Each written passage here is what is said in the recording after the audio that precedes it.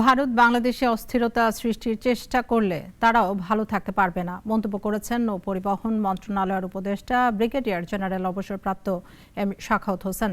দুপুরে নারায়ণগঞ্জ নদী বন্দরের একটি প্রকল্পের পরিদর্শন শেষে মন্তব্য করেন তিনি।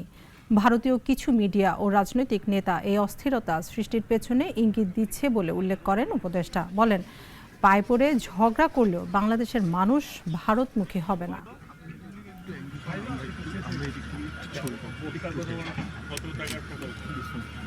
মিডিয়া এবং বিভিন্ন যদি এই ধরনের প্রচার করতে থাকে, আর যদি কেউ ধমকি দিয়ে দেন মিডিয়াতে বাংলাদেশের নিরাপত্তা হুমকির উপরে, নিরাপত্তার উপরে, যা করছেন তা নিজে দেশে করছেন। দয়া করে এগুলো করবেন না। আমরা একটা বন্ধুত্ব ভাবাপন্ন নিয়ে থাকতে চাই।